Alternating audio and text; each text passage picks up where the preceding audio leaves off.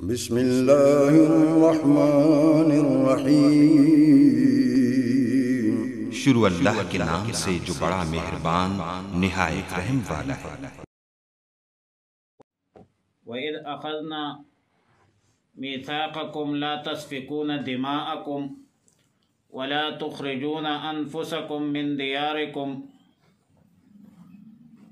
آیات مذکورہ میں یہودیوں کی خباثت بلکہ یہودیوں کے عہد شکنے کا تسلسل ہے۔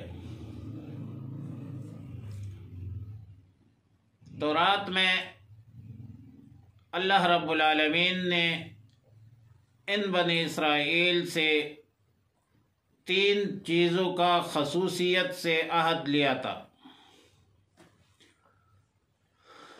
نمبر 1، لا تسفکون دماءکم،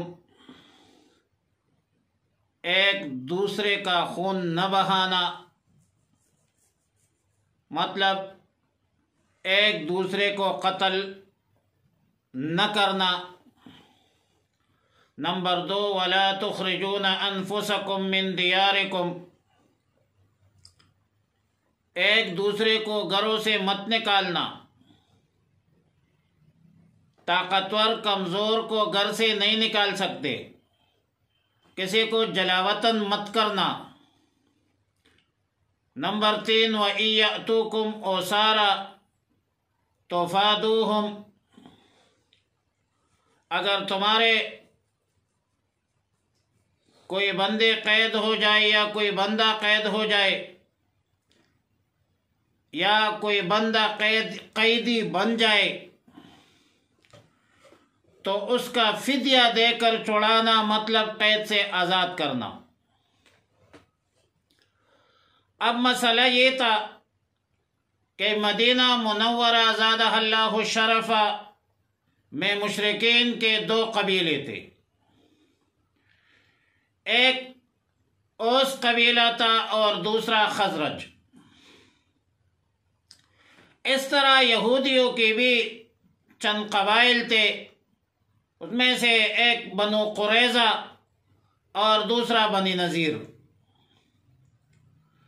بنو قریظہ کی دوستی اوس قبیلہ کے ساتھ تھی اور بنو نذیر کی یاری خزرج کے ساتھ تھی، اور مطلب جب اوس اور خزرج کے درمیان لڑائیاں ہوتی تھی تو بنی قریظہ اوس قبیلے کے معاون اور مددگار بن جاتے اور بنو نذیر بنو خزرج کے طرفدار بن جاتے۔ اسی یاری دوستی میں یہودیوں نے اللہ کا میثاق پس پش ڈالا۔ بنو قریظہ اوس کی دوستی میں بنو نذیر کا قتل کرتے تھے اور بنو نذیر کو گھروں سے نکالتے تھے، اور بنو نذیر خزرج کے یاری میں بنو قریظہ کا قتل کرتے تھے اور گھروں سے نکالتے تھے۔ البتہ بنو نذیر یا بنو قریظہ میں سے کوئی قیدی بن جاتا یا قید ہو جاتا تو رہائی کے لیے پیسہ بھی دیتے تھے، فدیہ دیتے تھے۔ اللہ تعالیٰ نے فرمایا افتؤمنون ببعض الکتاب وتکفرون ببعض، کیا تم بعض کتاب کو مانتے ہو اور بعض کتاب سے انکار کرتے ہو؟ بدبختو، دنیا میں ذلت تمہاری مقدر ہے اور آخرت میں عذاب تمہارے لیے تیار ہے۔ ایک بات ذہن نشین کر لیجئے کہ یہ قبیلہ اوس اور خزرج 40 سال تک آپس میں لڑتے رہے،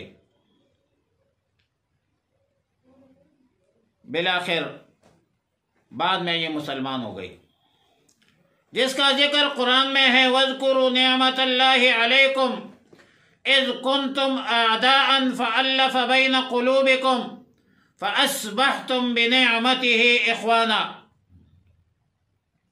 سورہ آل عمران کی آیت ہے۔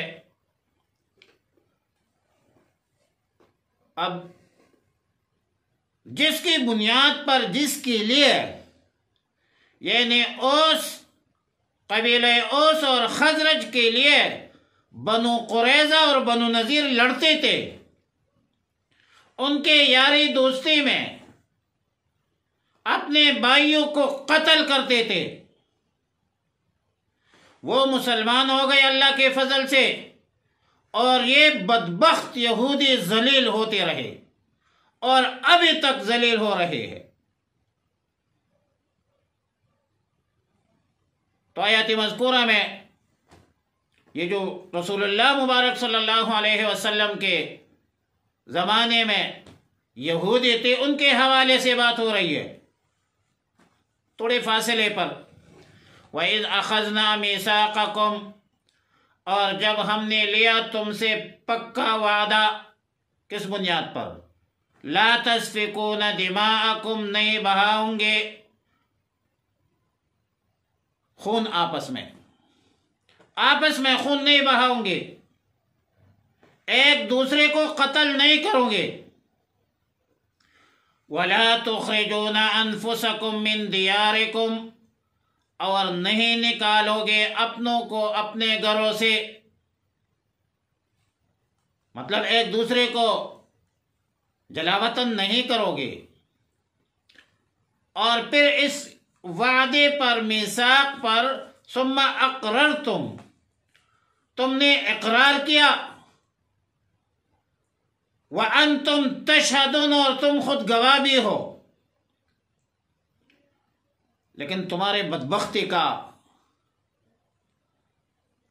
تمہارے شقاوت کا اندازہ یہ ہے کہ ثم انتم ہؤلاء، یہودی ہو تم، پھر وہ لوگ ہو، تقتلون انفسکم، قتل کرتے تھے ایک دوسرے کو، وتخرجون فریقا منکم من دیارہم، نکال دیتے تھے اپنے ایک فرقہ کو ان کے گھروں سے۔ مطلب مذکورہ لڑائیوں میں ہر فریق دوسرے فریق کے قتل اور جلاوطنی کا سبب تھا، کیونکہ یہود ایک فریق اپنے حلیف کافروں سے مل کر اپنے یہودیوں کو قتل کرتے تھے اور گھروں سے، وطن سے نکالتے تھے۔ اس لیے اخراج کی جو نسبت ہے وہ ان یہودیوں کی طرف کر دی گئی۔ تظاہرون علیہم بالاثم والعدوان، چڑھائی کرتے تھے ان پر گناہ اور ظلم سے۔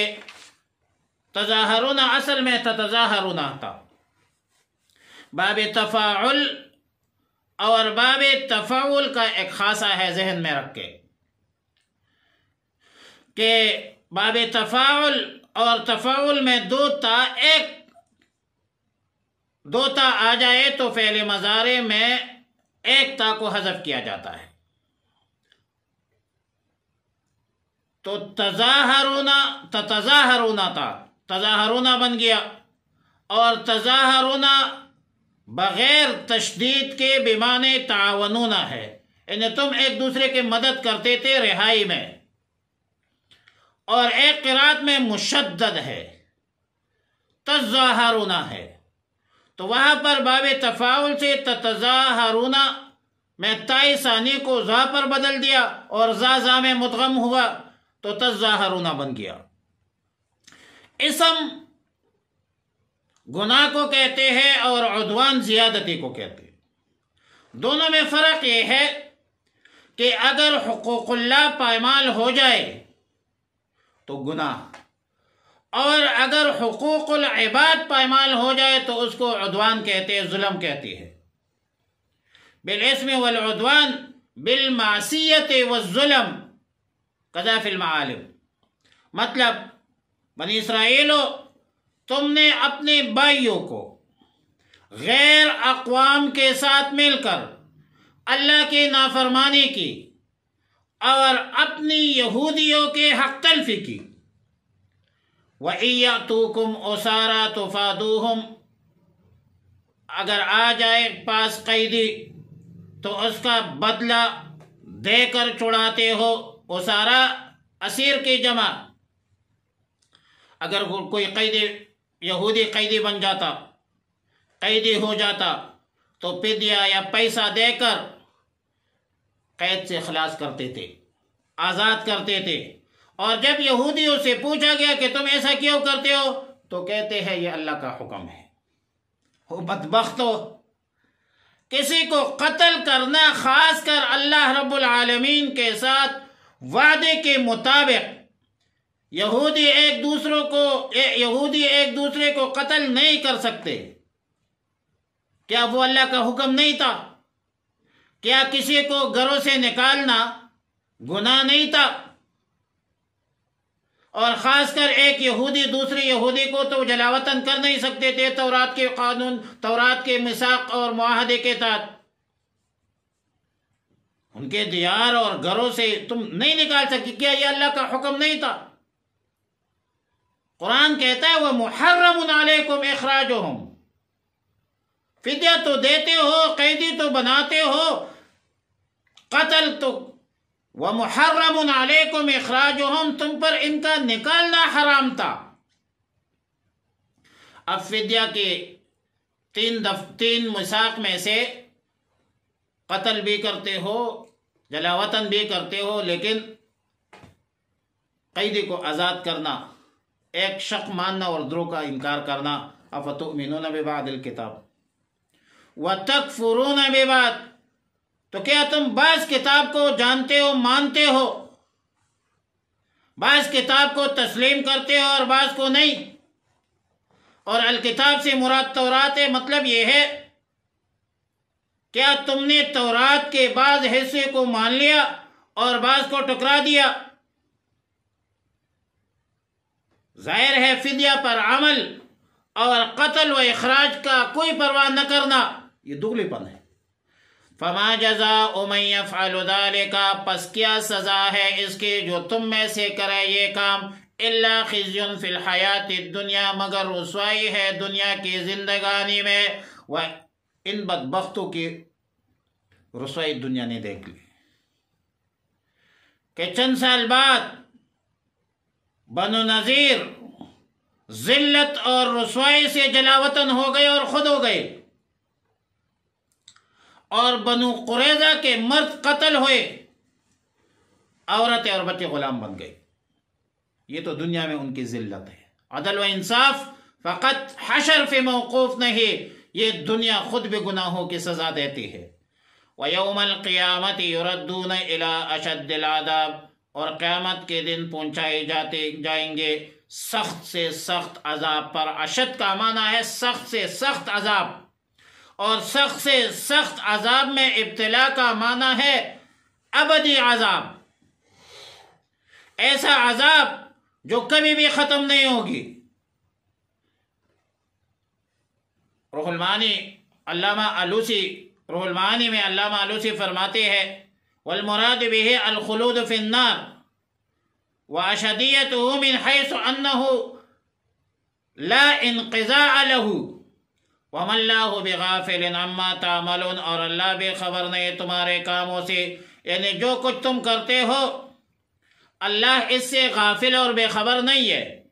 اولئک الذین، یہ وہ لوگ ہیں، اشتروا الحیات الدنیا بالآخرۃ، یہ وہی لوگ ہیں جنہوں نے لی ہے دنیا کی زندگی بالآخرت، آخرت کے بدلے، دنیا کے زندگی، دنیا کے آخرت پر ترجیح دینا، دنیا کی زندگی کو آخرت پر ترجیح دینا اور دنیا کو مقصد بنانا، یہ اخروی کامیابی کے لیے تباہی کا ذریعہ ہے۔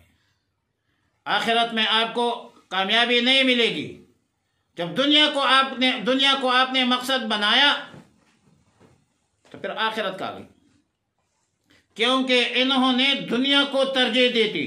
فلا يخفف عنهم العذاب، ہلکا نہیں کیا جائے گا ان سے عذاب، ولا هم ينصرون، اور نہ ان کی مدد کی جائے گی۔ ينصرون فعل مجہول کا صیغہ اسی لیے لایا فاعل کا ذکر نہیں ہے۔